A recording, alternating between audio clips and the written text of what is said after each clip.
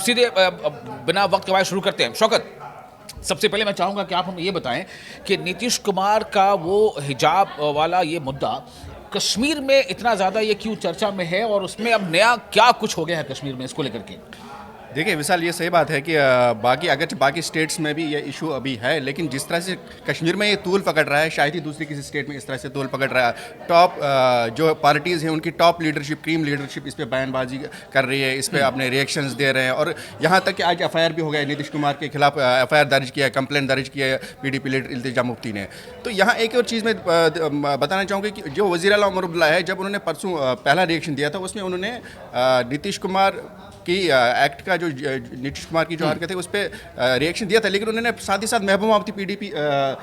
सदर पे भी निशाना साधा कि जब पिछली बार इलेक्शन हुआ था तो उन्होंने भी किसी वोटर का, जेन्युइन वोटर का चेक करने के लिए उसका हिजाब उतारा था, तो उन्होंने, लेकिन अब उनका थोड़ा सा रवैया जो रुख है थोड़ा चेंज हो गया। जब जो गिरिराज सिंह ने जो बयान दिया उसके बाद उमर अब्दुल्ला से जब रिएक्शन पूछा गया तो उन्होंने कहा कि ये बीजेपी की एक तरह से दोहरा मियार है। अगर यही कोई मुसलमान, ये उमर अब्दुल्ला के वर्ड्स में बोल रहा हूँ कि अगर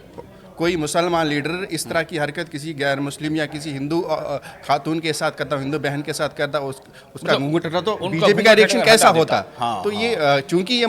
यहाँ मुस्लिम लड़की और वो नीतीश कुमार मुस्लिम नहीं है, तो इसलिए बीजेपी इस तरह की रिएक्शन कर रही है। अदरवाइज दूसरा होता तो इनका रवैया, बीजेपी का रुख टोटली डिफरेंट होता। तो क्या शौकत, खबर के तह में क्या है? मैं जो हमारा ऑब्जेक्ट है वो ये है कि क्या उमर अब्दुल्ला का अब ये रिएक्शन, पहले उतना हम कह सकते हैं कि संजीदा या हार्श नहीं था, बल्कि वो कहीं ना कहीं ऐसा लगा था कि पॉलिटिकल गोल जो है वो स्कोर कर रहे हैं कि महबूबा मुफ्ती को ने भी ऐसा किया था, नीतीश पे उनका तंज कम था, महबूबा मुफ्ती पे ज़्यादा तंज था, लेकिन अब वो सीधे तौर पर न सिर्फ ये कि नीतीश कुमार बल्कि बीजेपी को भी कटघरे में ले रहे हैं। जी जी बिल्कुल। एक्चुअली उमर अब्दुल्ला का जो पहला बयान था उसमें कई सारे लीडर्स ने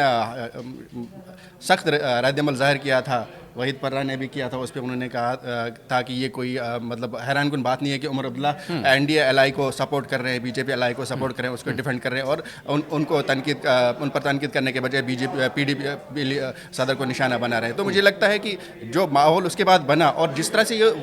जम्मू कश्मीर में तूल पकड़ा ये मामला, तो उमर अब्दुल्ला शायद बैकफुट पे आ गए, तो उन्होंने ये रवैया अपना चेंज कर लिया। मैं चाहूँगा सीधे